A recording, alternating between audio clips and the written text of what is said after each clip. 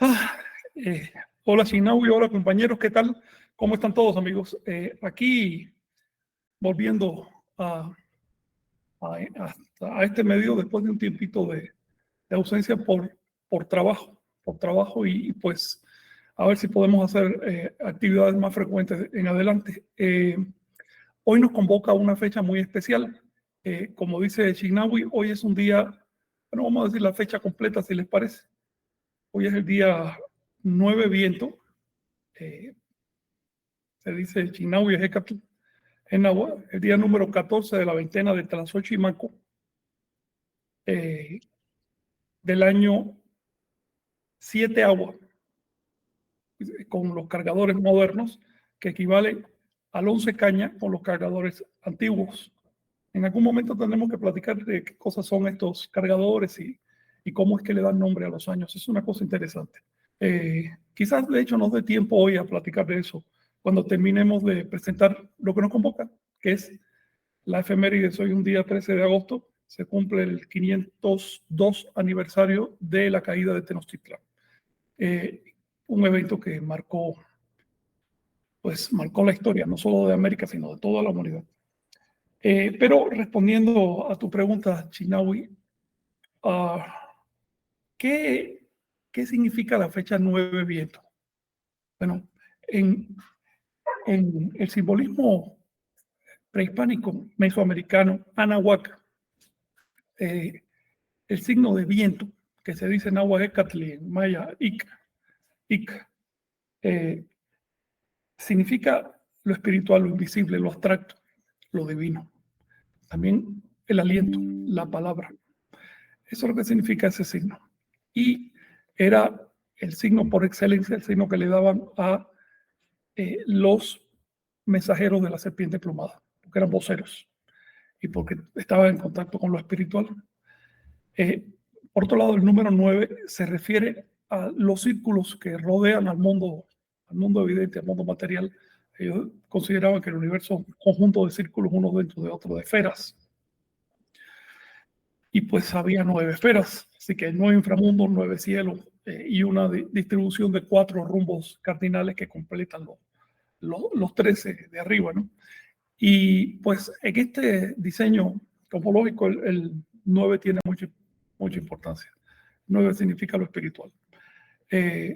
Por lo tanto, 9 Hecat es una redundancia, una confirmación del carácter espiritual. Eso era una fecha muy especial. Antes de la época de Tula, cuando buscamos en las fuentes arqueológicas, vemos que el profeta de la serpiente plumada no se llamaba Seacat uno caña, sino se llamaba 9 Hecat. Así aparece, por ejemplo, en Teotihuacán, el nombre que le dan es 9 Hecat. Por lo tanto, este es un día no solo conmemora en el calendario, vamos a decir, seglar, mundano, ¿no?, la caída de Tenochtitlan, sino que en el calendario sagrado, en el calendario interno, que era Tonapowali, conmemora la presencia de la serpiente plumada en la tierra. Claro que no estoy hablando del descenso de un dios, estas no son creencias cristianas ni teístas, sino de la presencia del estado de conciencia de la serpiente plumada.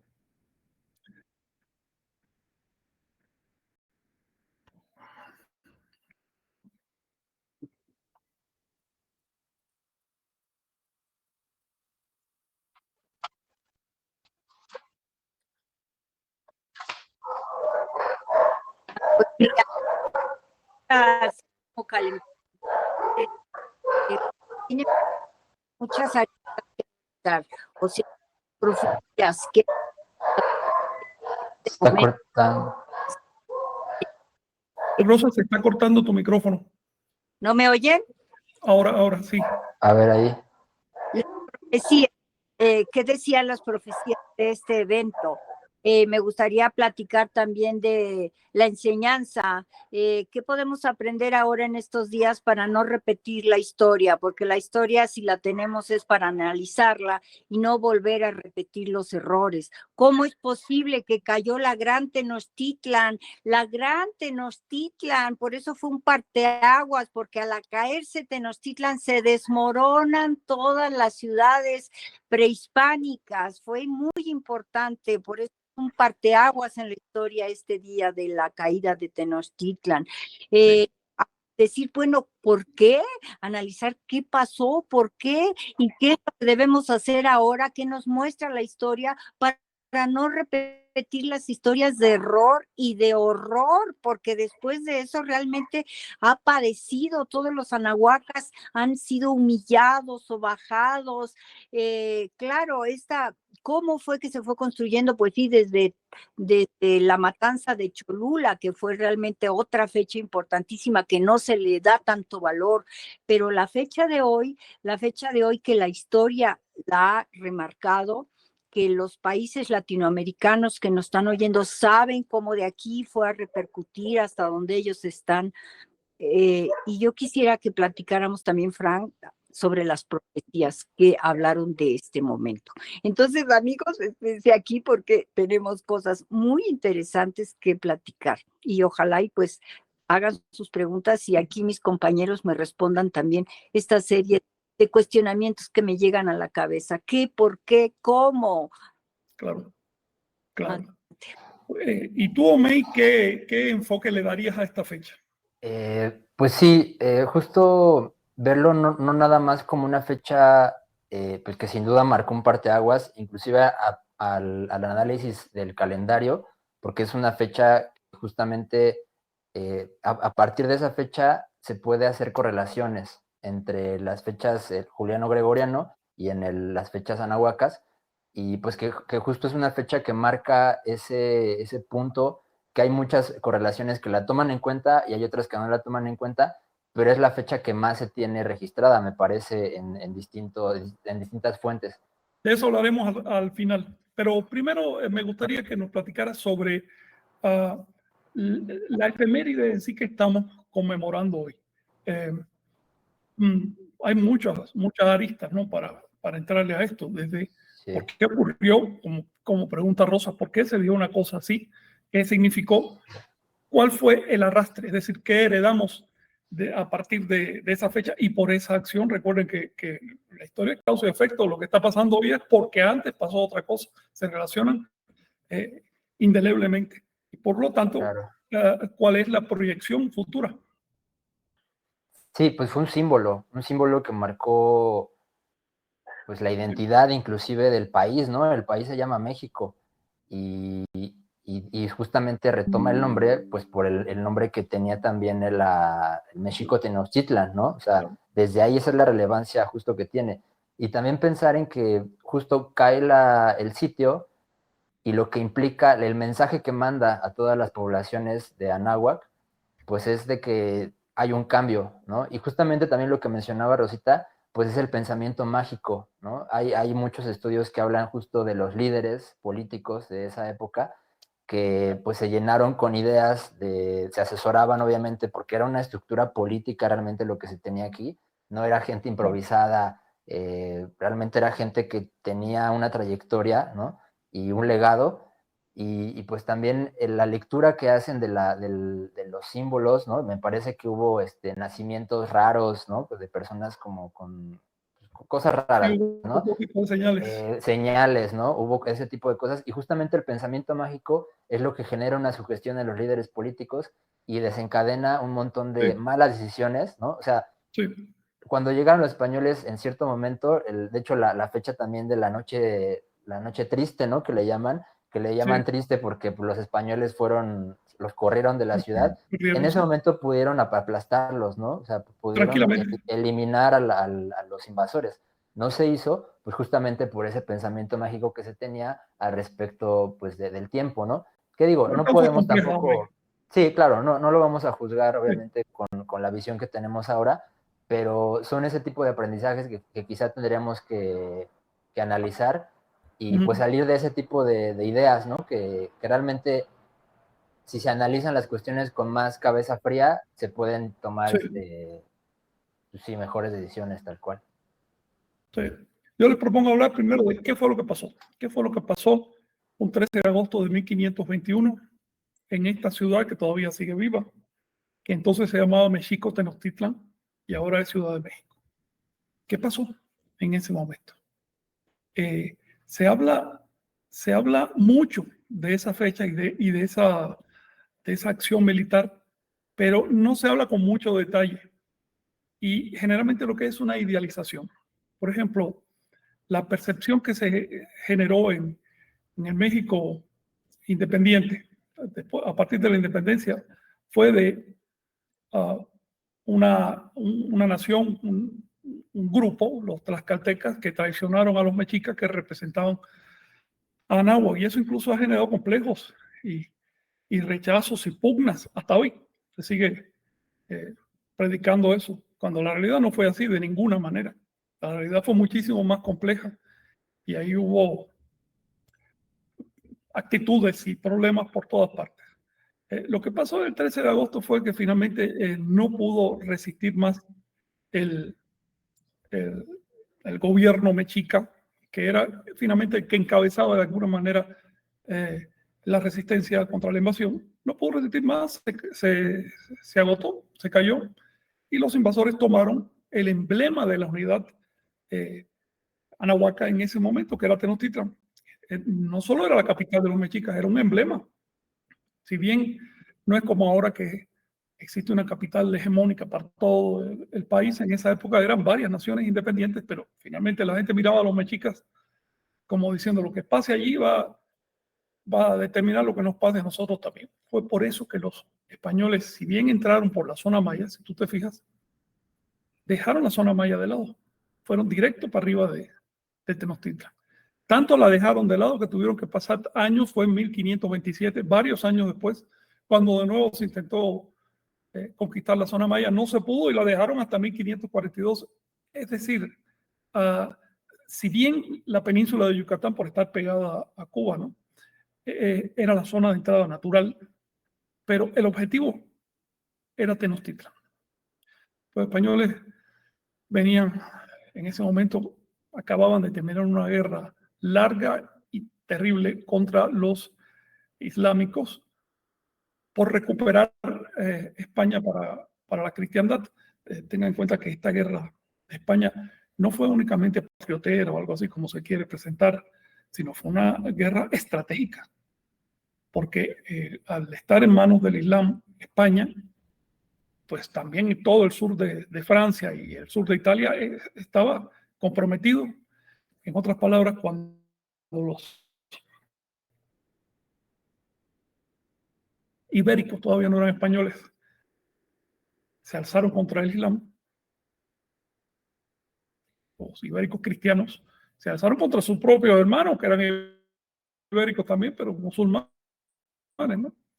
Estaban luchando por la, digamos, identidad religiosa de Europa completa. Eso tengan en cuenta, eso hay que considerar para entender qué fue lo que pasó aquí. En segundo lugar, los guerreros islámicos no eran improvisados, ya tenían larguísima trayectoria de conquista, se habían extendido por la mitad del mundo en esa época, del viejo mundo, quiero decir. Tenía mucha experiencia, la lucha fue terrible y la ganaron los cristianos en España. Y estas personas que ganaron esa guerra, en ese mismo año que ganaron 1492, llegaron a América. Por lo tanto, llegaron con tremenda experiencia militar y tremenda experiencia política. Tenían capacidad de percibir los movimientos geopolíticos. Sabían cómo hay que plantear una batalla, tanto en el orden militar como en el orden político, como en el orden cultural y en el orden religioso. Tengan en cuenta que no solo enviaron soldados, desde la primera nave ya enviaron curas. Es decir, tenían muy claro lo que querían hacer.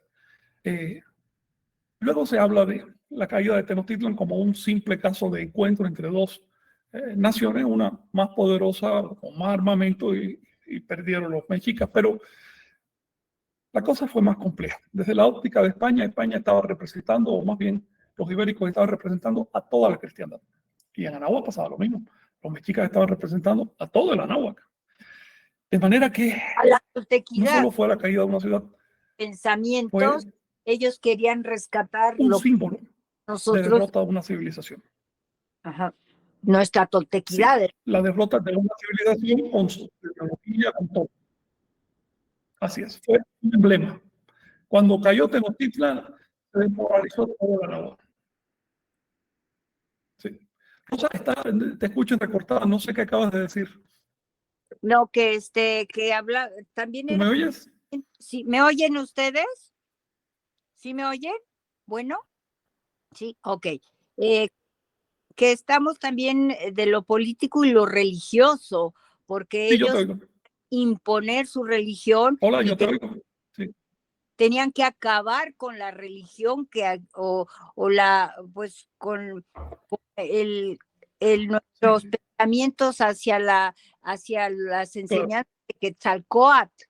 Eso tenían que acabar inminentemente y fue una guerra de religión, yo también le podría llamar, no solo política y de poder, que querían saquear, llevarse el oro, usarnos como animales, como instrumentos de trabajo para ellos. Se acabó esa magia que dice esto mágico, esto es realmente, es una estrategia que nosotros no estábamos acostumbrados porque no éramos en sí ese tipo de guerreros de destrozo, sino era, pues, está bien, perdiste y seguimos todos, porque había normatividades de reglas para pelear. Ellos no, la guerra y el amor, todo se vale. Y nos estudiaron, nos analizaron, dijeron, son buenos por aquí, pues dales por ahí. Todo realmente fue, y nosotros a lo mejor fuimos ingenuos. Luego no sé si nuestro líder fue héroe o villano o ingenuo, ¿no? Ese también es otra pregunta. ¿Quién fue Moctezuma? ¿Qué papel jugó aquí? ¿Cómo lo puedes considerar ahora? ¿Héroe? Porque le dan mucha vuelta ahorita en hacer héroes nuestros, pero todos a fin de cuentas tienen sus aristas buenas, sus aristas malas. Hay que analizar cuál fue también la arista mala del líder que estaba al frente, del Tlatoani que estaba al frente, de México. ¿En qué falló? Perdón, adelante. Mira, hay que entender que España, o los cristianos, venían con un proyecto internacional. Los anahuacas tenían un proyecto local. Eso cambia todo. Los cristianos venían con la idea de expandirse por el planeta. Los anahuacas no habían llegado a esa fase de expansión ni de lejos. Es decir, el interés de los anahuacas era consolidarse como conjunto de naciones, como confederación de naciones, consolidarse, evitar problemas y demás. Hay que tener en cuenta que los cristianos heredaban un pugna con budistas, zoroastrianos, musulmanes, celtas. Es decir, comprendían que en el mundo hay diversos bloques religiosos que a su vez condicionan los bloques culturales, que a su vez condicionan las políticas, los movimientos militares y demás. Y cuando ellos salieron a cruzar el océano, mira, el pretexto fue conseguir un paso a Asia para hacer comercio, ¿no? Para comerciar. Pero eso fue el pretexto. En realidad lo que había en el fondo, y todo el mundo lo sabía, es que ya llegó el momento de salirse de esta península y empezar a hacer política internacional. No era tanto hacer comercio con China como poder hacer una base militar en China para expandirse por China o por la India, para poder entonces entrarle al viejo mundo por el otro lado, ¿ves? Ir sacando el Islam. En fin, tenían sus ideas geopolíticas en esa época. Los anahuacas, para nada.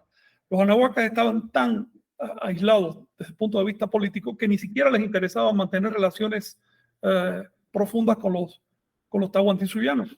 Y eso que eran un origen común y tenían la misma religión, prácticamente las mismas ideas. Bueno, pero aún así no existía una mayor relación porque el gasto de mantener esa relación, de mandar embajadas, de cambiar embarcaciones, contingentes de gente y demás, ese gasto no se justificaba desde el punto de vista político. Los pueblos hubieran dicho, oye, ¿a santo de qué estás mandando tú un contingente de gente allá a lo que hoy es el Perú? ¿Por qué? Si no nos interesa, no, ellos no nos pueden dar nada a nosotros, ni nos pueden amenazar, ni nada. La maldición de Anáhuac, como la maldición del Tahuantinsuyo, fue su aislamiento geográfico. Civilizaciones aisladas que nunca habían luchado con otra civilización. Su concepto de la guerra eran escaramuzas internas, que de antemano se sabía que tenían que resolverse en buena lid, tenían que resolverse en paz, porque estaban todos demasiado juntos y eran vecinos. Es como discusiones adentro de una casa. ¿Sabes qué? Ok, discutimos adentro de la casa, pero si llega una amenaza del exterior, todos nos unimos. ¿Ves? Esa era la óptica anahuaca de resistencia, era una óptica pasiva. No estaba preparada para el manejo político de los cristianos, que sabían mentir en política. Eso en Anáhuac no se conocía la mentira política, se considera demasiado deshonrosa. Un líder que mintiera políticamente era hasta ejecutado así. Hubo varios casos de líderes que fueron destituidos y hasta eliminados por una actitud poco honrosa, lo cual era la norma y era lo que se esperaba, de hecho, de los líderes europeos en esa época. Las circunstancias en las que se cría una nación, en las que crece un pueblo, son las que le imprimen su carácter, sus recursos. De modo que cuando llegaron los cristianos a Anáhuac, no fue tanto su superioridad militar, porque eso también se ha exagerado. La verdad es que cuando llegaron acá, apenas empezaban los europeos, apenas empezaban a usar la pólvora. 20 años antes habían hecho los primeros cañones que todavía disparaban piedras y era de aquí a la esquina. Es decir, no era lo que trajo Cortés, no eran armas realmente eficientes para conquistar una civilización que tenía en ese momento quizás unos 40 millones de personas. ¿Ves? Cada una de las, que será 15, 20 naciones que había principales, que había en Anáhuac, cada una de ellas tenía un ejército capaz de derrotar a todo el ejército de España. La prueba es que cuando escogieron a Tenochtitlan como punto central, como aquella ciudad que hay que doblegar, lo primero que hizo Cortés fue ver quién podía hacer la guerra por él. Él no fue a Tenochtitlan a hacer la guerra. Él fue a Tenochtitlan a buscar quién podía hacer la guerra por él. Y cuando llegó el 13 de agosto y finalmente aterrizaron docenas de miles de soldados sobre Tenochtitlan, no fueron los tlaxcaltecas, fue una coalición de prácticamente todas las naciones que rodeaban a Tenochtitlan. Por lo tanto, la óptica de estas naciones que estaban atacando a Tenochtitlan no era ni traicionar a Anáhuac, ni aliarse con España, ni nada de eso. Era quitarse a un enemigo. Porque los mexicas habían mantenido una conducta bastante negativa en el contexto de la fraternidad anahuaca. ¿Ves? No estoy diciendo que fueran bárbaros, no estoy diciendo que fueran crueles, no estoy diciendo que fueran cristianos. No, eran toltecas. Pero aún así, por ejemplo, los mexicas ya llevaban desde la liberación, desde la, digamos, constitución de Tenochtitlan como una ciudad libre y un estado autónomo, que fue en 1438, es decir, mucho después de la fundación de la ciudad, fue cuando realmente se liberaron los mexicas. Desde ese momento, lo primero que hicieron fue organizar tropas y hacerle un bloqueo a los tlaxcaltecas, sin motivo, solo para foguear a sus tropas. En lugar de hacer la paz con el vecino, querían la guerra con el vecino. Esa era la óptica que en ese momento se manejaba en Anáhuac, la que manejaban los mexicas, que más vale tener las tropas fogueadas, aunque eso implique que el vecino esté molesto, porque finalmente el vecino no es más grande que yo, nunca me va a poder sacar de acá. Pero no calcularon que eso mismo iba a ocurrir con todos los demás vecinos. Se empezaron a molestar. Había ocurrido un siglo antes de los mexicas con el caso de Maxtla, un gobernante bastante tiránico que hubo, que fue el que, digamos, desterró a Nezahualcóyotl, lo trató de matar. De hecho, Nezahualcóyotl finalmente se rebeló contra él y lo destituyó con el auxilio de las demás naciones. Luego, en Anáhuac había un estado de solidaridad contra cualquier nación o cualquier individuo que se saliera de las normas. Esta fue la óptica de los tlaxcaltecas. Esta fue la óptica de tantos otros grupos que se pegaron a los tlaxcaltecas y formaron un ejército como de 100,000 personas que cayeron el 13 de agosto sobre Tenochtitlan. La cosa fue tan dramática que ten en cuenta lo siguiente. El ejército Tenochca, el ejército mexica, se llama así, pero en realidad no era mexica. Los mexicas serían 20 a 30,000 personas dentro de ese ejército. Todos los demás del ejército mexica eran personas pagadas de otras naciones. ¿Ves? Era gente que necesitaba dinero y venía aquí, había trabajo de soldado. Ingresaban a la milicia mexica. Y cuando llegaron los tlaxcaltecas, los españoles y otros grupos a asediar la ciudad, ninguno de esos se presentó para defender a Tenochtitlan, porque qué sentido tenía defender a una ciudad que estaba agrediendo a sus propias naciones. Eso hay que tenerlo en cuenta. En realidad fue una guerra civil. Y desde la óptica de quienes invadieron Tenochtitlan fue un acto de justicia y una restitución del equilibrio a Anahuac. Lo que no supieron manejar, lo que no contaron, fue la naturaleza de los ibéricos, de los españoles.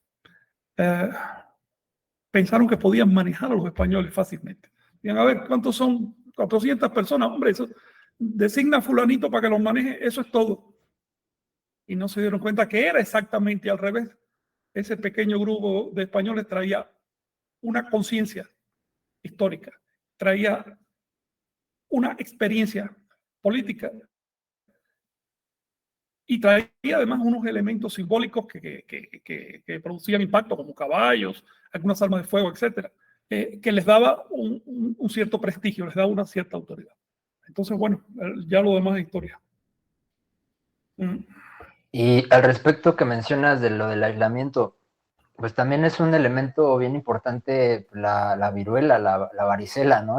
Sí. La peste que azotó el 90% de la población desapareció por ese tipo de situaciones. Entonces, más allá de la cuestión de la guerra civil y demás, pues también el aislamiento biológico pues generó una mortandad pues enorme. Pero debes tener en cuenta una cosa, el aislamiento fue recíproco. Claro. En Europa murió la tercera, y en Asia también, en China, murieron en esos continentes la tercera parte de los moradores por enfermedades relacionadas con el contacto con América. Sin embargo, eso no desarticuló los gobiernos y no desarticuló las macropolíticas que había. Claro. Se mantuvieron incólumes la religión, las instituciones militares, se mantuvieron, a pesar de esa gran mortandad.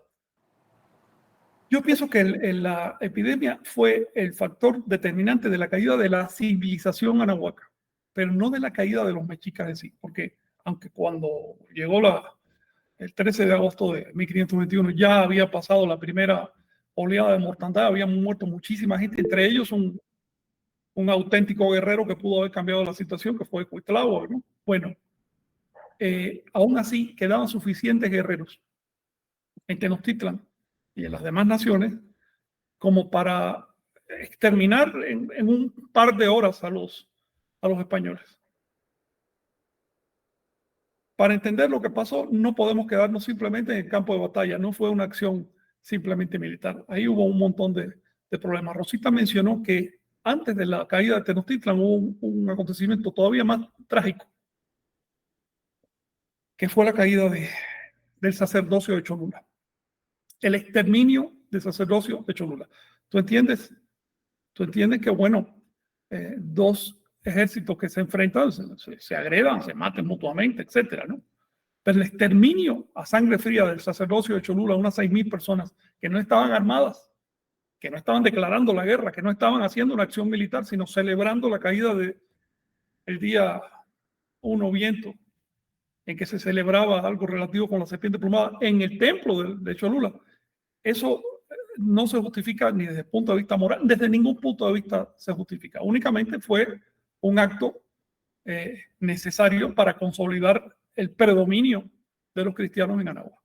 Y la respuesta de los mexicas a ese hecho, al exterminio del sacerdocio tolteca, la respuesta de los mexicas fue lo que finalmente determinó que cayera Tenochtitlan. Cuando Cortés vio que acababa de eliminar 6,000 sacerdotes y los mexicas, en lugar de molestarse, hasta les habían mandado habituallamiento, comida, cosas así, ahí mismo se dio cuenta de dónde estaba la debilidad de los mexicas. ¿Ven? Sí, Frank, a ver, ¿en qué punto se pierde, o si vamos un poco atrás, el pueblo mexica dentro de esa gran confederación de naciones que empiezan a romper reglas?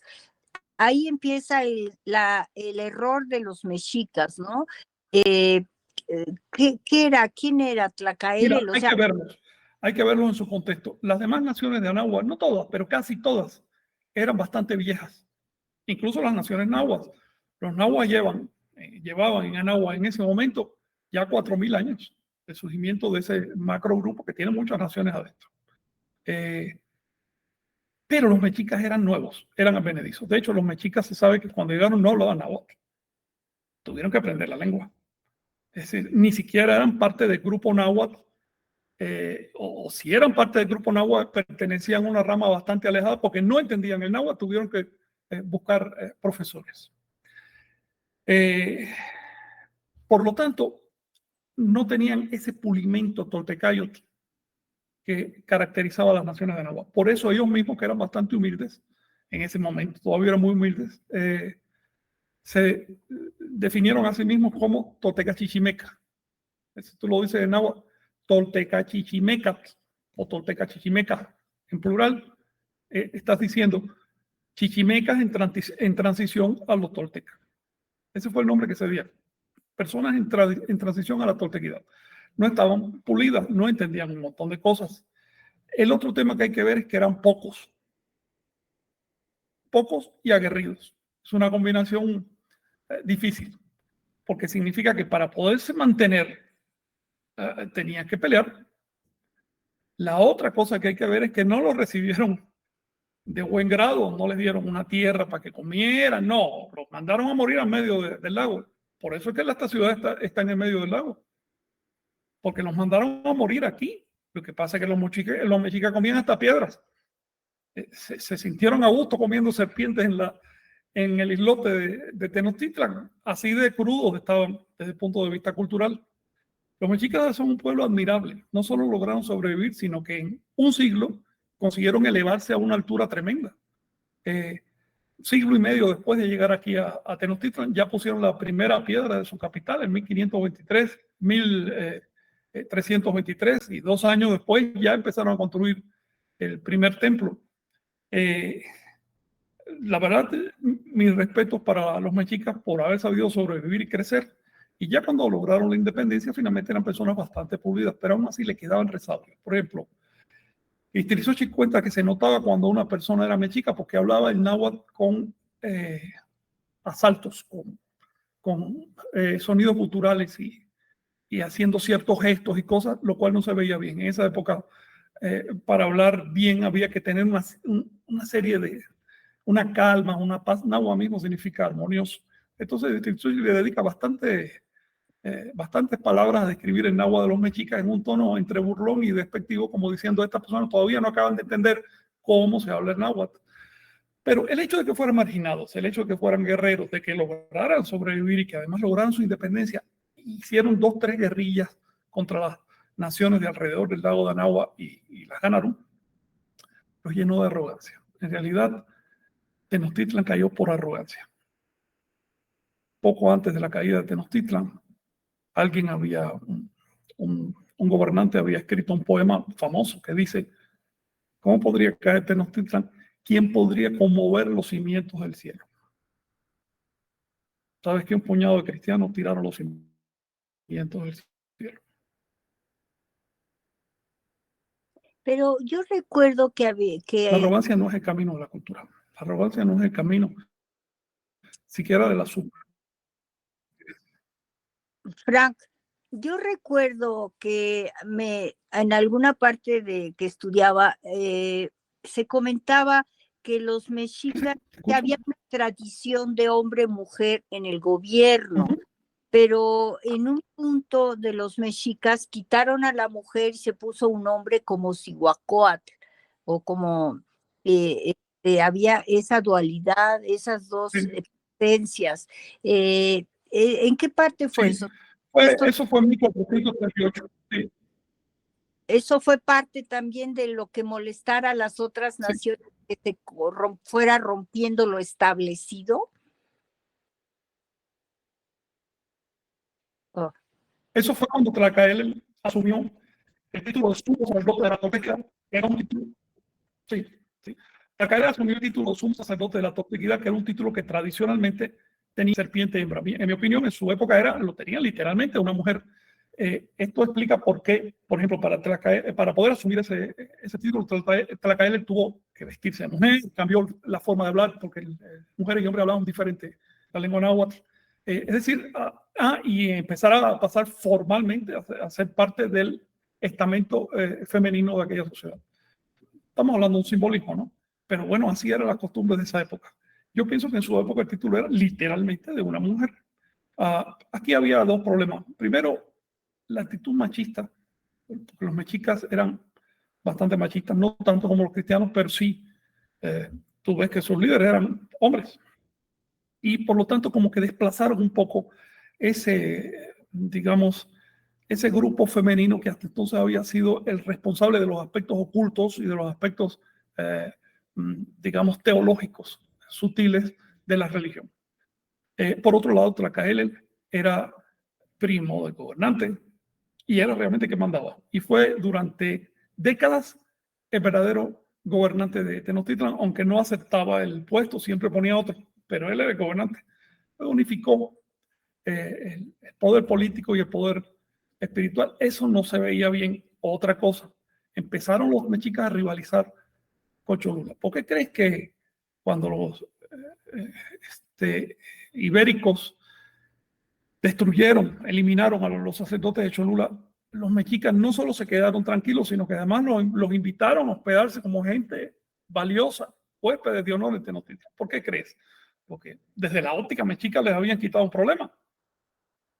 Los mexicas ya llevaban tiempo diciendo, ¿cómo podemos quitarnos de arriba de Cholula? Cholula es la capital espiritual de Anáhuac. La gente obedece lo que dicen los sacerdotes de Cholula. La gente no nos obedece a nosotros, sino a Cholula. Y eso no nos conviene para nuestros planes políticos. Pero no se podía invadir a Cholula porque la nación que invadiera Cholula era maldita.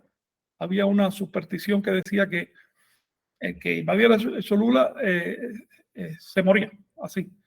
Y por supuesto los demás lo veían muy mal. La única nación que se atrevió a invadir Cholula fue Tula, hace de estos 1000 años, y todos los demás le cayeron arriba a Tula y la destruyeron, la hicieron polvo. En otras palabras, los mexicas no podían invadir Cholula. Se hubiera visto demasiado mal que además de asumir el título de sumo sacerdote de la Corte, eliminaran al sacerdocio cholulano. Pero los españoles le vinieron como anillos al dedo. Yo me imagino a Moctezuma diciendo, qué bueno, mira, aparece un grupo que no va a hacer trabajo sucio, porque como ellos ni siquiera son de nuestra religión, ni son de acá, da igual si se maldicen o no, y no tienen ese tabú, ¿no?, sobre la ciudad de Cholula. Así que déjalos, estimúlalos y recompénsalos una vez que destruyan ese sacerdocio. También Moctezuma pensó, ¿qué pueden hacer esos 4 gatos? Los puedo meter en el mero corazón de Tenochtitlan, les puedo brindar la ciudad, hospedarlos en los palacetes del centro de Tenochtitlan, ponerlos en conocimiento de todo lo que pasa, porque finalmente son pocas personas. Lo que no entendieron es que estas pocas personas estaban mandando embajadores para todas partes, estaban fomentando el resentimiento que ya existía. En fin, que Tenochtitlan se perdió por incapacidad política, no tanto por incapacidad militar. ¿Y qué enseñanza esa en la actualidad? Eso, todo eso tiene mucho, ¿qué deberíamos estar prevenidos los que vivimos ahora? Oye, ¿tienen ustedes algo que decir? Porque ya a mí me duele la garganta. Sí, totalmente. Pues justo hablando del aislamiento, ¿no? Que hablabas de que no había un contacto tan fuerte con las regiones del sur. Pues vemos que actualmente cortó relación política con Perú. Hace poco salió la noticia.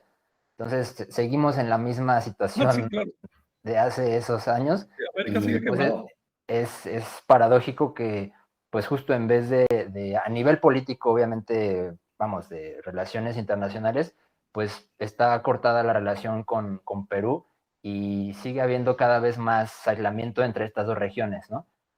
Por lo menos eso es como algo interesante de reflexionar en la actualidad.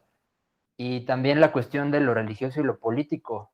O sea, sí, cayó por una cuestión de falta de pericia en lo político, pero antes de lo político cayó lo religioso, sometimiento religioso desde un principio y también imposición de una visión distinta, que inclusive apenas una conferencia que vi hablaban pues de que se creía en ese momento a nivel, o sea, de parte de Europa, pues que los que habían poblado estas tierras pues eran de una tribu de los israelitas, ¿no? De aquel lado.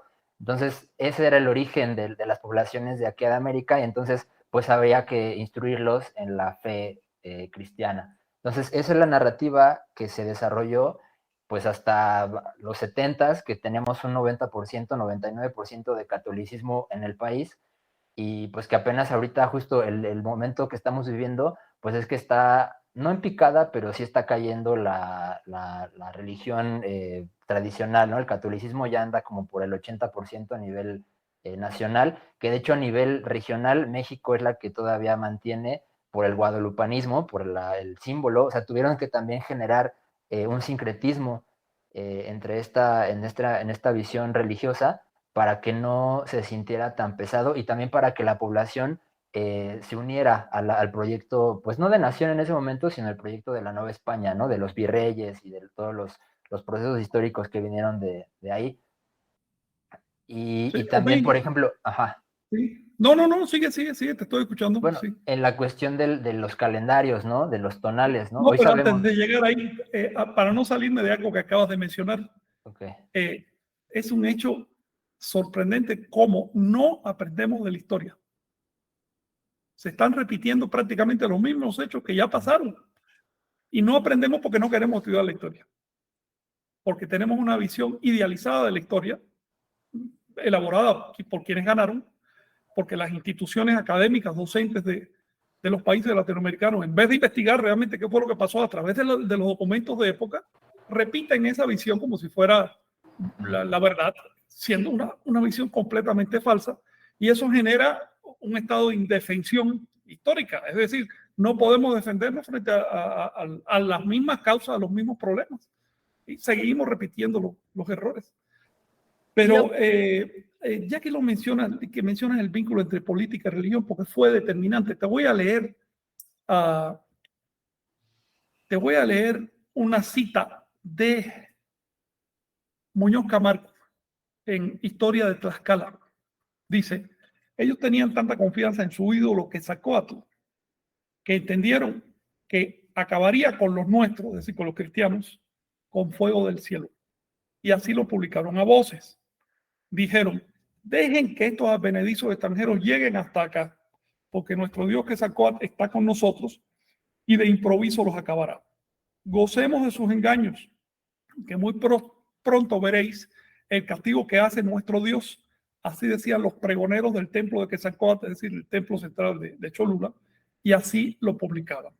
En otras palabras, fíjate la expresión: dejen que lleguen hasta acá, hasta el centro de Tenochtitlan, hasta el centro de Anáhuac, porque finalmente Quetzalcóatl los va a eliminar. Esto te lo leo, lo menciono, para acabar con esa tontería que se predica en las escuelas y que se dice por todas partes, de que los anahuacas confundieron a Cortés con Quetzalcóatl. La posición de los sacerdotes de Cholula fue: no le hagan caso, son 4 gatos, aquí lo vamos a acabar. Nuestro Dios Quetzalcóatl los va a acabar con fuego, es decir, lo vamos a eliminar en cuanto llegue. Esa fue la posición de los sacerdotes. No es de extrañar que lo primero que hace Cortés cuando llega acá, al centro de Anáhuac, a la zona Anáhuac, lo primero que hace es caerle a Cholula. Fíjate, él no fue directamente para arriba de Tenochtitlan, porque sabía que de haber tratado de conquistar Tenochtitlan en 1519, todo el mundo se hubiera unido contra los españoles, no hubiera durado un día.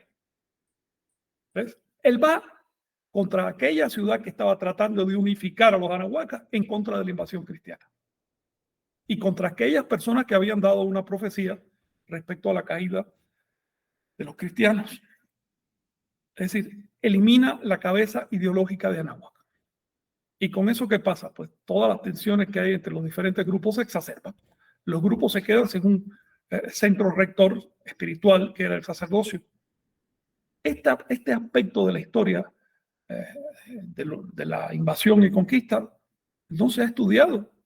Los historiadores ni lo mencionan, ni saben, yo creo que ocurrió, no analizan el fenómeno que hubo detrás. No se dan cuenta que en realidad Anáhuac no cayó con la caída de los mexicas, Anáhuac cayó por la caída del sacerdocio tolteca, porque ese sacerdocio era el que mantenía la unidad. Tampoco, por supuesto, se ha explicado por qué esa inquina, no solo de los mexicas, también de los tlaxcaltecas y de los texcocanos contra Cholula. Bueno, no es casual que estas 3 ciudades que eran digamos, importante y que quería reclamar el dominio, que es Tlaxcala, Texcoco y Tenochtitlán, estuvieran cerquita de Cholula. De hecho, forman un grupo geográfico. Y Cholula era el problema, porque Cholula tenía una tradición de milenios que llegaba de la época de Teotihuacán y demás atrás. Y querían los sacerdotes de Cholula hacer las cosas de cierta manera, a partir de una visión de unidad anahuac que habían heredado de los teotihuacanos. En cambio, estos nuevos gobiernos, estas nuevas naciones nahuas tenían una visión heredada del norte de América. Eran pueblos que habían venido del norte y que habían sido nómadas durante buena parte de su historia y apenas empezaban a civilizar. Esto tenemos que convertirlo en una lección, una moraleja e importarlo. Algo que me da tristeza es a la que... actualidad. Tú mencionas, por ejemplo, las tensiones que hay entre México y Perú diplomáticas. Algo que me da tristeza es criminal.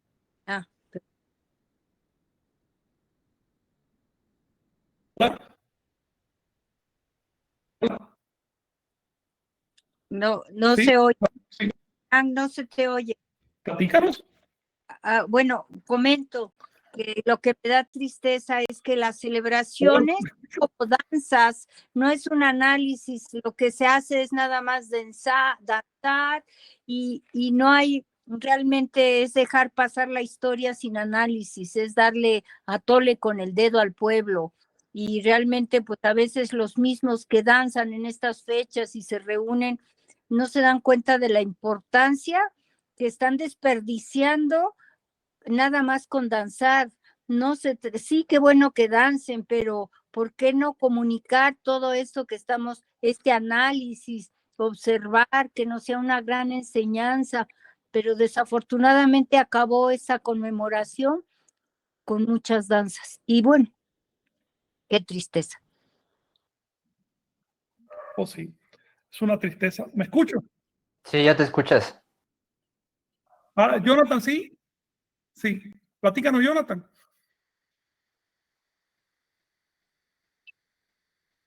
Claro.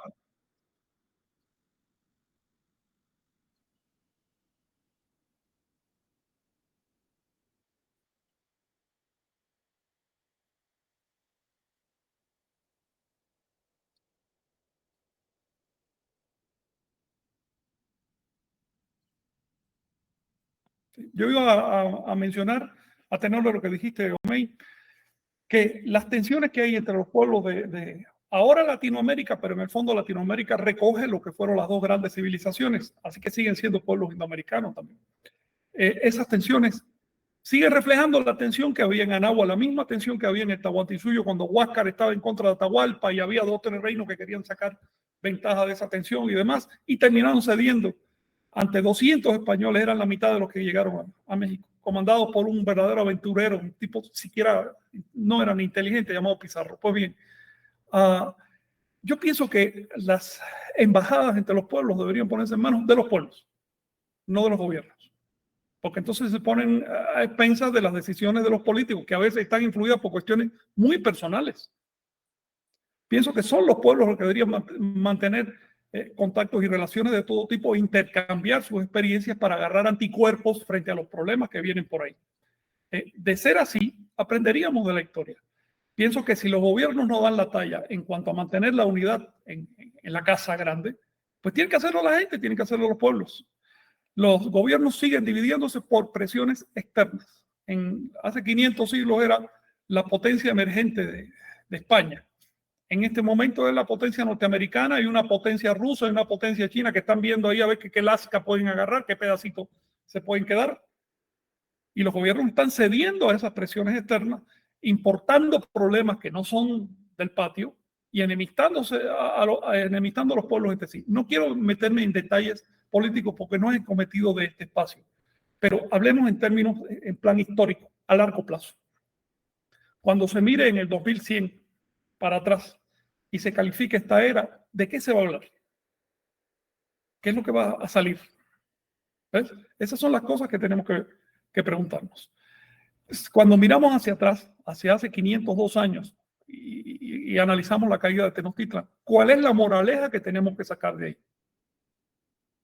Una moraleja muy clara es esta. El rescate de las raíces no se puede confiar en personas que no conocen la historia. No solo no están rescatando las raíces, sino que están hundiendo a Náhuatl en un cuadrito, en un cajoncito que ha creado el sistema para clasificar a los indoamericanos, para sacarlos de circulación, para decir son pueblos salvajes, son pueblos antiguos que no importa. Su cultura en este momento no es interesante. Hace 17 años recuerdo que un secretario de Educación de México se atrevió a decir en público así, y la gente se quedó tranquila.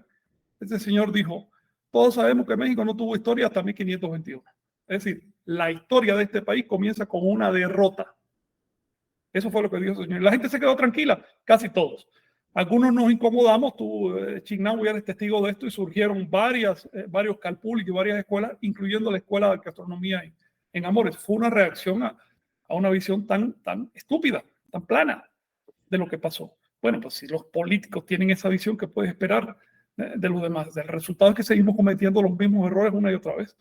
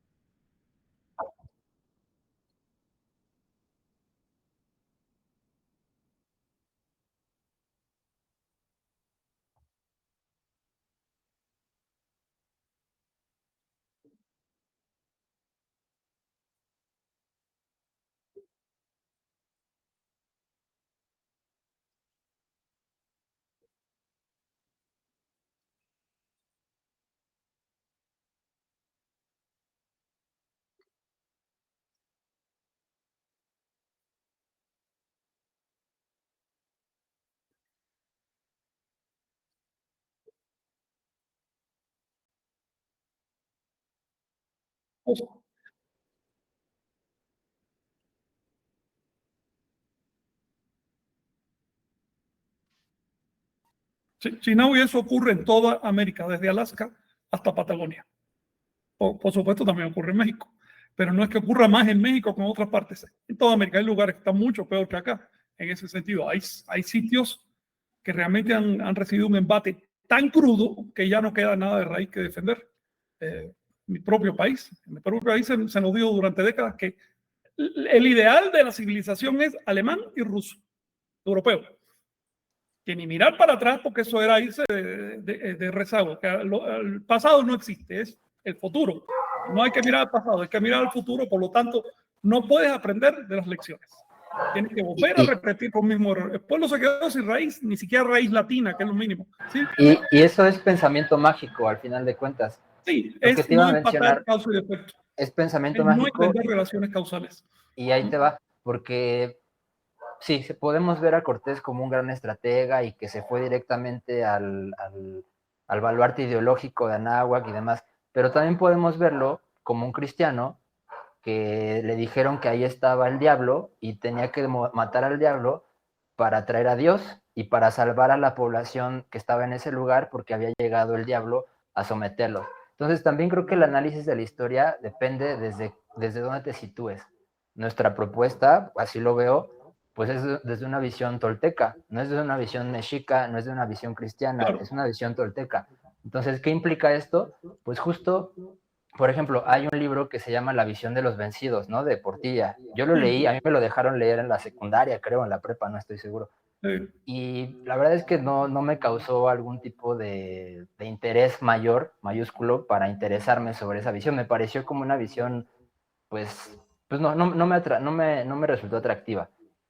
Pero justamente pues, Portilla probablemente pues, era católico, ¿no? O sea, al final viene de una academia que también tiene ese tipo de fundación, ¿no? O sea, al final las universidades las crearon las iglesias y desde ahí van a hacer el análisis histórico. Entonces, también los que danzan, ¿no? Pues también probablemente la mayoría de ellos pues, son católicos, ¿no? Y por eso sí, se dedican a hacer ese tipo de performance, ¿no? Y de situaciones muy respetables y no hay problema que se mantengan así.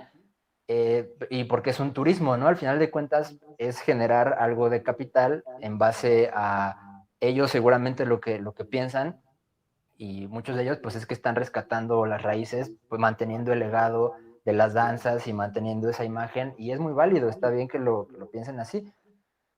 Nosotros pensamos otro tipo de cosas y el análisis es parte desde otro punto. Entonces quizá pues entender, ¿no? Comprender también que desde dónde viene cada análisis y a partir de eso preguntarnos cuál es nuestra labor, y pues creo que por eso nos hemos seguido manteniendo, reuniendo y dialogando e investigando y traduciendo, pues porque sabemos desde dónde estamos haciendo el análisis y queremos tener una visión de hacia dónde podemos llegar. Claro. Pues yo diría que podemos extraer una lección, una moraleja para este momento de lo que pasó hace 500 años. Una lección muy clara. Y es no confiar en políticos que no comprenden las raíces. No estoy hablando ya siquiera de amarlas, sino por lo menos de entender qué es lo que pasa. Confiar en aquellos políticos, en aquellos dirigentes que enfatizan la unidad. La unidad, no las diferencias. Y la unidad no a través de una ideología extranjera. Porque, por ejemplo, me acuerdo de cierto personaje que no quiero ni mencionar, ya difunto, que se la pasaba hablando de la unidad latinoamericana a través de una ideología alemana. No, esa unidad no la queremos porque eso es más imperialismo. Faltarán siglos y milenios en América de desarrollo, faltará gente acá, faltará análisis, faltará cerebro en este continente para generar una doctrina propia, una doctrina que refleje los problemas propios y no los problemas ajenos, una doctrina que proponga soluciones realistas, soluciones probadas históricamente y no tonterías importadas de otras culturas. En este momento seguimos bajo asedio seguimos bajo invasión cristiana. Las culturas nativas de América están bajo asedio, se están extinguiendo. En este momento se están extinguiendo. Los cristianos estarían felices de poder decir esas culturas nunca existieron. Cuando llegan a un pueblo y lo convencen, lo conquistan, lo primero que hacen es borrar cualquier evidencia del pasado. Eso está pasando ahora. ¿Cuál es la reacción de los políticos? Lo digo con pena, pero los políticos están apoyando la invasión cristiana. Eso tenemos que tenerlo muy en cuenta, porque ese punto es el que van a mirar dentro de 100 años cuando evalúen este momento. Van a decir, mira, en ese momento se perdió en México la lengua náhuatl. Mira, caramba, qué fuerte. Se perdió la cultura maya, qué fuerte. No van a decir este detallito, que no, van a ver lo grande, lo que realmente pasó. Y eso tenemos que verlo desde ahora. Si nosotros somos capaces de ver ahora lo que realmente está pasando, podemos trazar un futuro mejor. No nos dejemos atrapar por doctrinas foráneas. Y con esto voy a insistir en lo siguiente. El capitalismo y el marxismo son dos caras de la misma moneda. Fueron creados por el mismo grupo de gente con el mismo propósito, comerse el planeta. Nada más triste que ver poblaciones nativas levantando banderitas, como vi el otro día un señor maya hablando de los mayas, diciendo que ellos están dentro de la lucha de clases al estilo marxista, con el desprecio que tenía Marx por los mayas. Con la claridad con que dijo, estos nativos no tienen, ni siquiera pueden acercarse a lo que es lucha de clases, jamás lo van a tener. Cuando decía con toda claridad, San Martín ganó una sola batalla porque tenía 4.000 irlandeses en sus tropas y perdió todas las demás porque tenía un montón de indios. Así lo escribió Carlos Marx. Me da vergüenza, me da pena ajena ver las comunidades nativas levantando banderitas ajenas para tratar de encontrar su propia identidad. Otro tema que ha saltado últimamente y que a mí me tiene estupefacto. Comunidades nativas que necesitan un linaje, necesitan tener antepasados del Medio Oriente, porque de otro modo se sienten nada. No se miran al espejo, no se dan cuenta que su fenotipo es mongoloide. Nunca se han hecho un análisis genético, por lo que veo. No dominan sus lenguas. Mi lengua es diferente de las lenguas semitas. No, pero necesitan tener linajes en el Medio Oriente, porque de otro modo se sienten mal con su propia raíz. ¿Cómo puedes tener dignidad? ¿Cómo puedes levantarte? ¿Cómo puedes caminar hacia el futuro? ¿Cómo puedes sobrevivir siquiera si te avergüenza tu linaje, si te avergüenza tu origen? Estuve conversando con alguien. Le dije, mira, aquí está el libro maya tal, el libro de las crónicas, uno de los libros de Chilambalam, y dice paso por paso cómo los mayas fueron poblando su zona desde el siglo 8 a.C., hace 2700 años y más. Ahí lo dice, pero tú prefieres un libro que viene de fuera y que te dice, no, es que tu antepasado vino en un barco del otro lado del mundo. No te quejes después que te pasen por arriba, no te quejes después de no tener oportunidades, porque tú mismo te estás humillando. Una persona humillada no sale adelante. Estoy viendo esos dos problemas que están afectando a las comunidades nativas. Por un lado, la evangelización cristiana intensiva. Por el otro lado, la evangelización, ni siquiera voy a decir marxista, sino la evangelización política europea. La importación de problemas que no son de acá. Otra cosa que veo, por ejemplo, comunidades tratando de resolver sus asuntos en términos de feminismo y machismo. Pero si ese no es tu problema, hombre, tu problema es que no te pagan por el maíz. Tu problema es que no conoces tu memoria. Tu problema es que te alfabetizan con un libro que refleja la historia de los vencedores, la posición de los vencedores.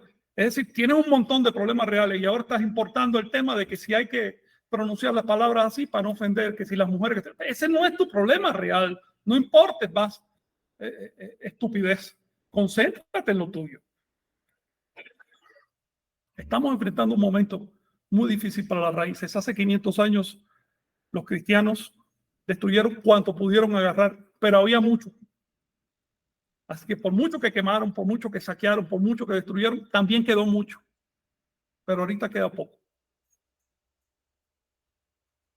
Estaba viva la cultura, estaba, las personas estaban educadas en esa cultura. Claro. Entonces, los que sobrevivieron todavía lo continuaban haciendo, aunque se fueran a bautizar católicos, seguían siendo anahuacas, tenían las líneas para continuar con la cultura. Entonces es algo que ahora lastimosamente no tenemos, ¿no? Hay que esforzarse justamente para poder encontrarnos con ese pensamiento que, bueno, una de las cosas que se pueden hacer es, digamos, estudiar alguna lengua. Por ejemplo, tenemos el Tecpilatoli, está recogido mucho del pensamiento anahuaca y es una buena forma de poder ayudar a que no se extingan las lenguas. No sé, en unos 50 años, ¿qué te gusta, Frank? ¿Unas 4 lenguas sobrevivirán? Mira, probablemente 4, pero en un estado en que ya no es posible que pasen la prueba. La supervivencia de una lengua no consiste en que quede un grupo de gente hablándola, sino que quede suficiente gente para que haya suficientes interacciones como para que la lengua crezca. Porque una lengua que no cambia, que no crece, pues se muere. Lo que está pasando ya, de hecho, se esperaba que esto ocurriera en la década del 2060, ya la extinción final de las lenguas, pero yo estoy viendo algo alarmante, creo que va a ocurrir antes. Me parece que más o menos ya en la década del 2040, la verdad quedarán quizás zapoteca, mixteca, maya, náhuatl, quiché, cachiquel, así, las lenguas más dominantes, y las estarán hablando unos pocos miles de personas. Cuando una lengua baja de 3, 4 mil personas, ya no importa lo que hagas, se acabó. Habría una posibilidad de reavivar las lenguas y darle sentido, ¿no? Darle función en esta época, si estas comunidades subieran de nivel económico, si empezaran a generar productos culturales, a imponer su lengua. Eso ha pasado en 2 o 3 comunidades de Sudamérica que adquirieron poder económico y enseguida su lengua se puso de moda, porque empezaron a generar productos, ¿no? Pero así como van las cosas, yo creo que la única salida para defender las lenguas que son el baluarte de la identidad de los pueblos es religiosa. Es decir, asociar la lengua a literatura sagrada y asociar esa literatura a actitudes, ritos, estudios, lo que tú quieras, que obliguen a la gente a estudiar la lengua, para a partir de ahí generar productos culturales que hagan que la lengua sea atractiva para los jóvenes y la empiecen a estudiar. El grave error de los políticos independentistas de Latinoamérica con las lenguas nativas ha sido considerar que las lenguas se salvan si consolidas la base comunitaria. Eso lejos de de ayudar a la lengua la condena. Las lenguas se mantienen vivas porque reciben alimentación desde arriba, no desde abajo. ¿Ves? Desde abajo la lengua que tú hablas, la que aprendiste de tu casa, es inercia. Pero lo que te hace usar el español o el inglés con gusto es que ves películas, es que las recibes de internet, es que lees buenas obras, ¿ves? Es que se hace ciencia en esas lenguas. Es decir, si hay movimiento cultural en esa lengua, si la recibes de arriba desde un estatus de autoridad, la lengua te da gusto. Pero si solo la hablaba tu abuelo y apenas a ti no te da ningún gusto, cuando llegas a la ciudad la olvidas, la quieres olvidar además para que no sea un estigma en tu camino. Se ha enfocado mal el asunto, se sigue enfocando mal. En este momento todavía los políticos que no les interesa la lengua, finalmente nunca la han estudiado, ni siguen con la idea de que si tenemos 4 viejitos hablando entre sí, ya con eso salvamos la lengua. Eso son tonterías. Para ayudar a las raíces, para apoyar el rescate de las raíces, hay que estudiar profundamente estos asuntos. No basta con levantar plumas y dar saltos y demás, no basta con eso. Y tampoco basta con la politiquería barata, que desafortunadamente es la ley en Latinoamérica. Otra cosa que yo les sugiero a ustedes, del país que sea que me estén mirando, sálganse de las fronteras impuestas. Tu cultura no es la frontera que te impusieron, la frontera probablemente la diseñaron en el norte. Sálete de eso. Tú no tienes que responder a una frontera impuesta. Anagua es una cuenca cultural que va desde Centroamérica hasta los Grandes Lagos. Es una cuenca cultural. Que los políticos la dividan en pedacitos y te hagan la vida imposible porque si estás del lado acá, del lado de la raya, es un problema de políticos. Pero tenemos que reaccionar como un todo cultural. Solo así tendremos suficiente fuerza como para que milenios de desarrollo civilizatorio autónomo en América no se pierdan, sino que entren al futuro con los aportes que tiene que hacer.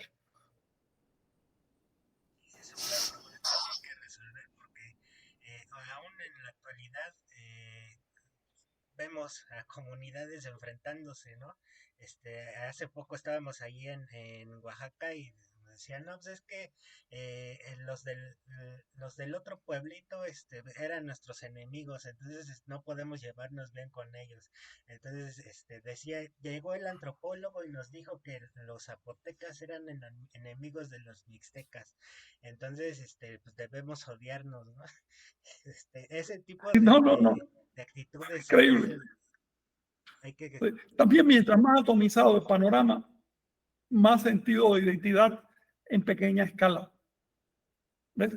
Te sientes identificado por tu terrenito que es diferente del otro y tienes que hacerle la guerra al otro para tener más identidad. Es una identidad basada en las diferencias y no en la unidad. En el fondo es una anti-identidad. Es una identidad que fragmenta en lugar de contribuir. Lo ves en una política tan proclamada hace unas décadas, pero internacional, además injerencista, imperialista, como el respeto a la diversidad cultural. Cuando a ningún político de la ONU ni de ningún país latinoamericano se le ha ocurrido plantear el respeto a la integridad cultural, que sería lo básico. A ninguno se le ha ocurrido, porque ni siquiera perciben la existencia de la integridad cultural. Todavía hoy tú dices que Anagua era una comunidad articulada, orgánica de naciones y se ríen. Todavía tú dices hoy que puedes usar una fuente en agua para probar algo entre los mayas y al revés, y los académicos, que se supone que deben ser personas instruidas, se ríen. Ves académicos interpretando el paso de Venus sobre el Sol como que cocinaron a una persona y se lo comieron. A ese nivel. Yo estoy en contacto ahora con cosas que ni les quiero decir porque tendría que mostrar pruebas, ¿no? Pero leyendo traducciones de textos sagrados de Nahua que no son traducciones, son simplemente inventos. No reflejan la realidad porque no hay estudio, porque no hay interés, porque no hay amor por las raíces.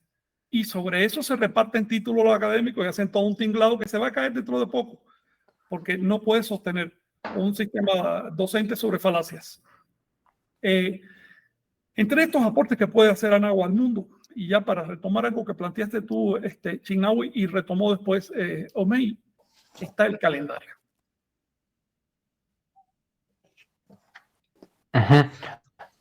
Yo hace rato iba a mencionar lo del calendario, por el sincretismo que hubo. Estaba reflexionando hace unos días Y pues cuando se hizo esta comunión, pues aquí tenemos, hoy es 9 Viento, ¿no? Pero también hoy mismo es un día, tiene un nombre de una persona, ¿no? Es un santo. Entonces, claro. también fue un recurso que utilizaron en ese momento, pues para unificar las visiones. Y pues no sé, yo me acuerdo que mi abuela o mis tatarabuelos y bisabuelos, pues el nombre que le ponían a sus hijos era el nombre del día en que nacían y que se reflejaba con lo mismo que tenía el calendario mucho más antiguo, ¿no? Y bueno, eso es por ese lado de la calendárica. Pero retomando un poco y más bien como terminando de redondear lo que comentaste hace rato, pues no sé en qué oleada estemos ahorita de migrantes de Centroamérica para el sueño americano. Entonces, esa es la visión también la narrativa que se ha vendido y también por las condiciones pues, de pobreza que se viven en esos lugares, que tienen que estar migrando a un país de primer mundo para ganar dólares y poderle enviar a sus familias en sus territorios, también porque tienen un problema de delincuencia inaudito y de corrupción y demás cosas. Y también hace poco analizando, porque ahorita ya bajó ese tema, bueno, siguen un montón de oleadas de migración, pero mediáticamente hace unos años estaba más fuerte y decían, bueno, es que están migrando porque el cambio climático está afectando los cultivos de las personas que viven en esos lugares, ya no tienen que comer y entonces tienen que estar migrando al norte, ¿no? E inclusive también son cuestiones que se utilizan políticamente, que alguien financia ese tipo de migraciones para generar situaciones geopolíticas en Estados Unidos para desbalancear ahí pues a los dirigentes. Entonces es una complejidad de situaciones y ante esa complejidad pues hay que tener cierta postura y pues creo que es lo que estamos también platicando aquí un poco, ¿no? ¿Qué postura tenemos ante ese tipo de situaciones? Los políticos criollos quebraron América. Quebraron América.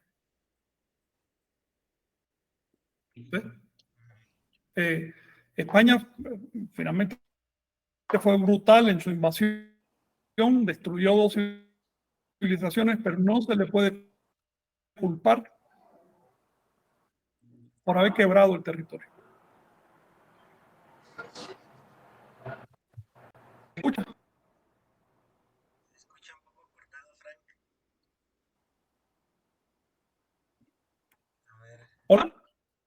A ver. Ahí estás ¿Hola? de nuevo. Ahí está, a ver, sigue. Sí. Ahí está. No. ¿Se escucha ahora? Ahí está, ya.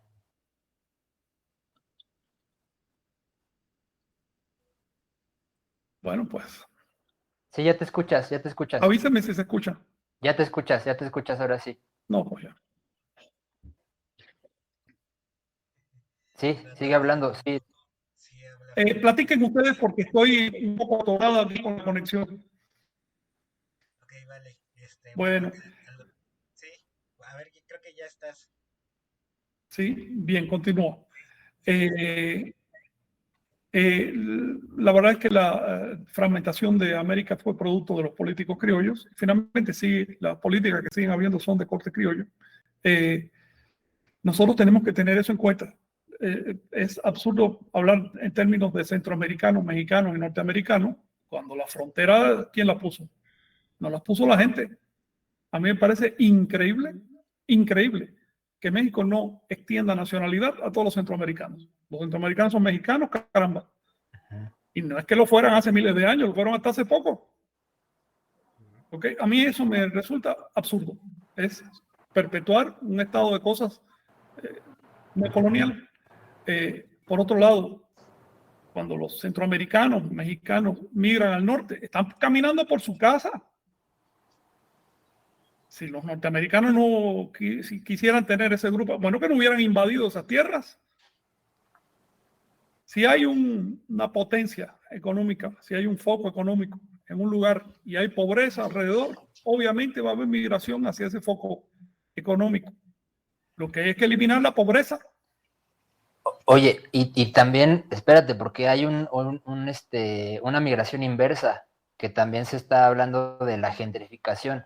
en muchos lugares Sí. de México están llegando estadounidenses y europeos a vivir porque ya no les alcanza para pagar una renta en sus lugares de origen, Así inclusive la calidad de vida que tienen en sus lugares de origen no se compara con la que tienen acá, porque acá hay cultura, hay diversidad, hay un montón de cosas que no tienen allá, oportunidades también de hacer negocio, de hacer dinero, y allá ya cada vez están peor. Entonces también es un estado de degradación en la que están en esos lugares, y pues que aquí pues también pues es como un entrecruzamiento migratorio muy interesante. Con todo no se puede comparar un centroamericano que sale huyendo de una situación que debido a muerte prácticamente, con una persona que está especulando a ver cómo puede ser un poco más rica o tener un poco más de presencia social.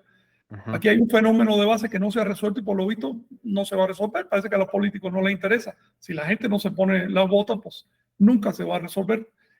Y es un fenómeno que se está llevando entre las patas a las raíces que estamos defendiendo aquí, que son las indoamericanas, no porque sean nativas, no porque sean indígenas, sino porque vale la pena defenderlas. Y con eso quiero retomar el tema que planteó Chinahui desde el principio, que es la fecha del 13 de agosto en el calendario. Pero platiquen ustedes. Sí, bueno, en este caso, darle un agradecimiento a Antonio Guadarrama, que bueno, o sea, él, si gustan entrar a su grupo en Facebook, Calendario Tolteca, van a aprender a llevar una cuenta y van a poder distinguir el por qué, o sea, la manera en la que contaban. Y bueno, él hizo una publicación que, bueno, nos marca que es una fecha más icónica del calendario de Anáhuac, porque su importancia radica en que todos los conteos, correlaciones actuales, parten de la misma fecha, que son justamente el 13 de agosto de 1521, donde era un tonal 1 serpiente, el año era 3 casa, y bueno, al haber tanto registro de esta fecha, tanto por fuentes anahuacas como por fuentes españolas, pues es muy fácil de ahí anclarse para comenzar a hacer una cuenta, ¿no? Pero bueno, en este caso, si tenemos una fecha, nos es suficiente para poder manejar todo un calendario, o en sí, qué es lo que necesitamos, porque todas las cuentas, se parten de ahí, pero llega un momento en el que se rompen, ¿no? Por ejemplo, bueno, hay distintas fechas. Entonces, en algunas fechas están más atrasados, otros ya se adelantaron, otros eh, bueno, marcan fechas distintas y bueno, hay algunos que inician su día, por ejemplo, a las 12 de la mañana o a las 12:45 he llegado a ver, a veces a las 12:15, 12:30, o sea, no tienen un orden, una estructura, y bueno, pues las fuentes pues no les importa, ¿no? Porque claramente las fuentes dictan que el tonal comienza a la medianoche. Y bueno, ¿a qué se deben estas fallas en la estructura? Porque si partimos del 13 de agosto de 1521 es que se pierden esta manera de contar? ¿Qué nos podrías comentar, Frank? Mira, la importancia calendárica de la fecha de hoy es que dejó mucho registro, como dices, de ambas partes, nativos y españoles. Por lo tanto, dejó mucha correlación. Si tú puedes correlacionar una fecha, por ejemplo, el 13 de agosto de 1521 fue uno serpiente, el 14 de agosto, sin duda ninguna, ¿cuál fue?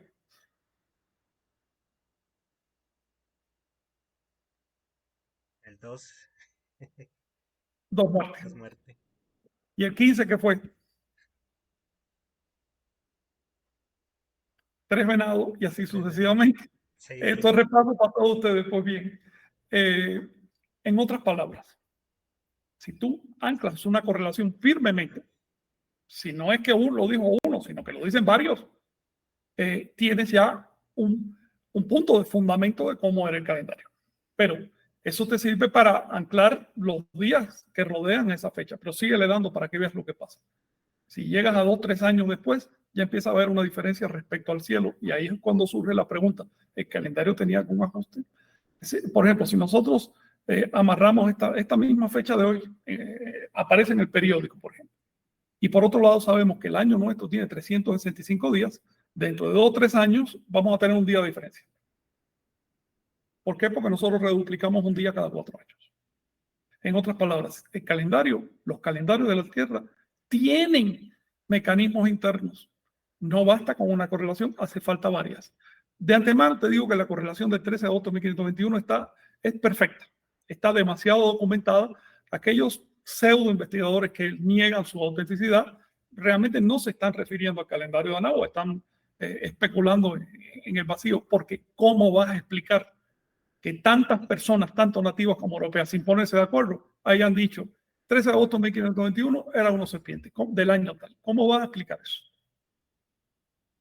La probabilidad, la posibilidad de que eso sea casual es ínfima, la podemos descartar.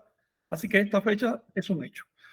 Por otro lado, si no tuviéramos otras fechas alrededor, no podríamos trazar una trayectoria de fechas que nos permita decir si el calendario anahuaca tiene o no ajustes astronómicos.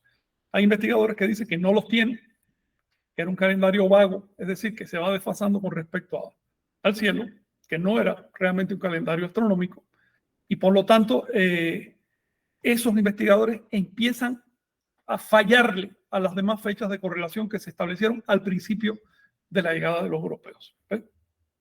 Por otro lado, hay investigadores que dicen que el calendario sí tenía ajuste y se mantienen ajustados a las demás fechas de correlación.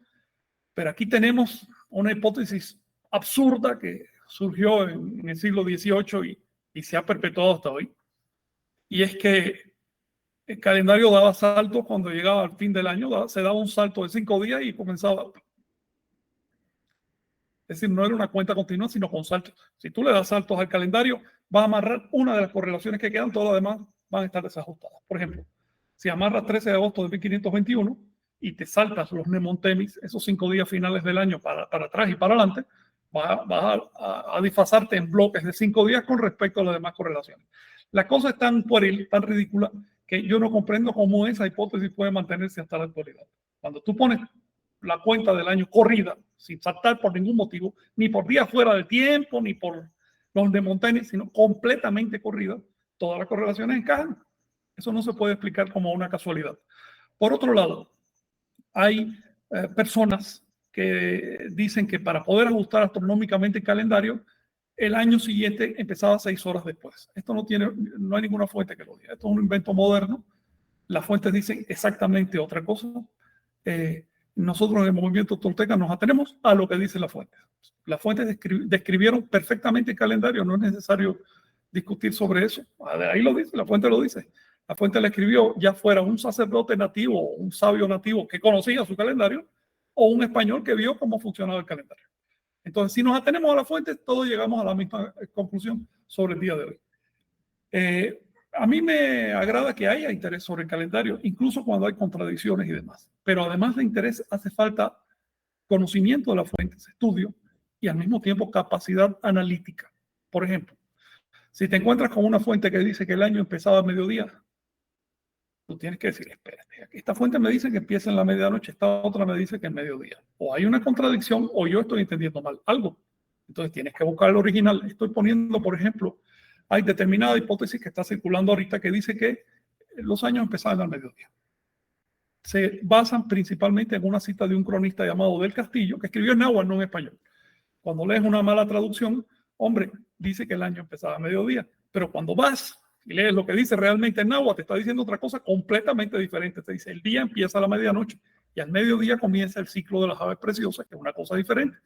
Es decir, empieza a ver que es más complejo y que hay un mecanismo ahí detrás. Luego, el estudio es la clave y la capacidad analítica. Una fecha como hoy es una piedra angular.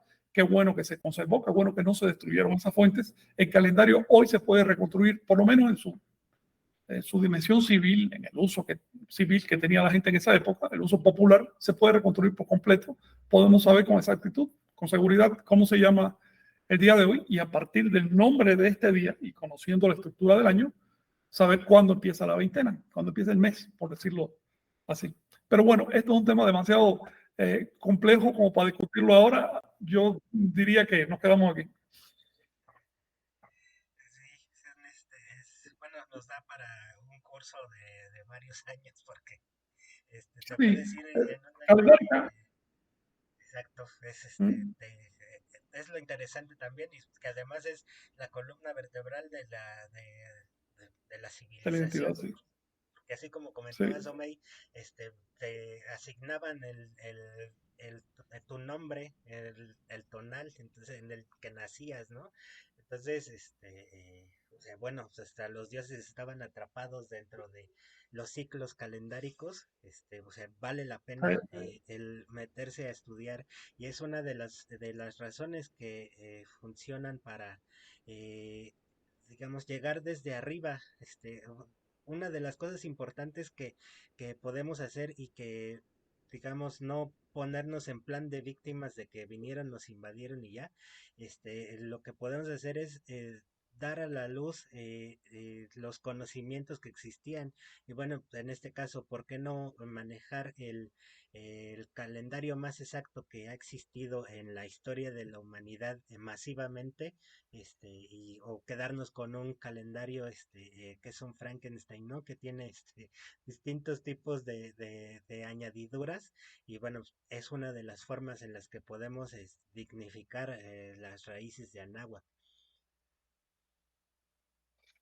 Así es, así es. Oye, gracias por tocar ese tema del calendario. Creo que quizás debamos dedicarle un programa. Sí. Sí, vale la Sí, de pena. las fechas Sí, de correlación. sí, sí. Y tantos gente oyéndolos, invasión de que sentimos dónde apoyarnos y queremos ser a otras ideologías y culturas, Sí, ser fondo las enseñanzas de la toltequidad, de Quetzalcóatl. A veces se me antojaba algo así como la toltequidad contra, no sé, las otras religiones, porque la gente no conoce las enseñanzas. Entonces, y quizás estamos criticando o puntualizando, pero la gente se queda igual. Pero es sí. que, ¿cuál es la propuesta de ellos? Van desconociendo esas enseñanzas, como que esta enseñanza a la visión de acá y la visión de allá, comparación, se me antojaba así como que plantear dos propuestas para que la gente pida y al final se dé cuenta de la profundidad de las enseñanzas que Bueno, a tiempo y del espacio son vigentes, enseñanzas de religión y las estamos adoptando como nuestras y cuando oímos ya las enseñanzas de que pues esto sí me hace más lógico que la gente empiece a usar su lógica, pero también si no conoce, pues para eso están estos programas, aquí estaremos y pues así poco es, Rosa. Sí, hay comentar. que seguirle. Hay que seguirle. Oye, compañero, yo creo que ya es suficiente tiempo, ¿no? Bueno, nada más, entonces vamos a saludar a los que estuvieron con nosotros, Alejandro Dardanelli desde Argentina, Alejandro Olvera, Lucas Rodríguez, Margarejo Vivaldi, Daniela Palacios en Cancún, Ale Mauricio, Alejandro Olvera está en Huapalcalco, Hidalgo, Leti Beltrán desde Ecatepetl, Aranjuez Yahuichoc desde Oaxaca, Martín Vázquez desde Tierras Purépechas, L. Mauricio, en Chile.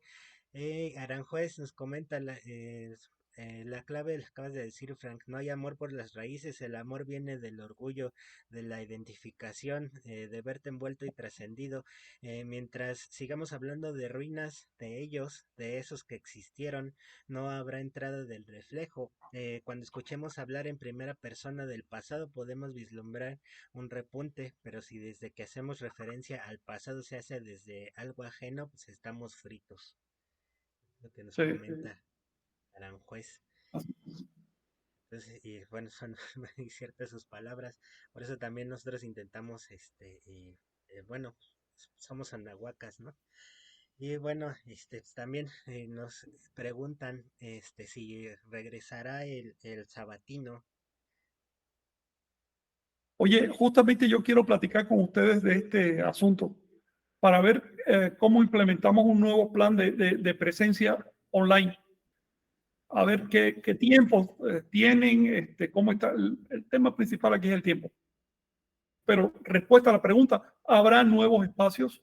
Queremos dedicar al menos unas 3 o 4 horas semanales a la presencia online. No sé si sábado o cuando sea, pero sí habrá nuevos espacios. Y ya con esta presentación arrancamos ese nuevo programa. Nada más que O estén sea, muy atentos. Sí, Rosy. Sí, por favor. Rosita. O sea, ¿estás proponiendo para los domingos? Para Pongámonos de acuerdo hasta el tiempo de cada cual, porque yo sé que estamos corriendo y todo el mundo tiene problemas, ¿no? Pero sí también hace falta presencia online, porque es que en esta época todo se está haciendo por internet, no podemos abandonar esa línea. Entonces, yo después me quiero comunicar con ustedes a ver si platicamos de eso, nos ponemos de acuerdo y armar un plancito. Si las cosas están claras, si sé qué día es, a qué hora y demás, yo acomodo mi tiempo. bien, o sea, ya sábados ya no va a haber, ¿es a lo que vas, Frank? Rosa, no puedo decir eso, justamente queremos ponernos de acuerdo a ver qué tal. A ver si seguimos en esa fecha. Si seguimos, si ampliamos, si cambiamos, qué se puede hacer, pero ya en estos días hay que elaborar un nuevo programa de presencia online. ¿Ok? Muy bien. Pues esténse al tanto porque vamos a seguir, pero Sí. les vamos a cambiar el horario. Claro. Muchas gracias. Pues yo entonces me despido, aprovecho y muchas gracias a todos. Gracias a ustedes, yo también me voy despidiendo. Gracias. Ya después platicamos entonces para ajustar todo esto. ¿Ok? Bien. Gracias, Inaui. Nos vemos. Ahí me saluda a Vicente. Chao. Bye. Gracias, Rosita Bye. Umey. Nos vemos.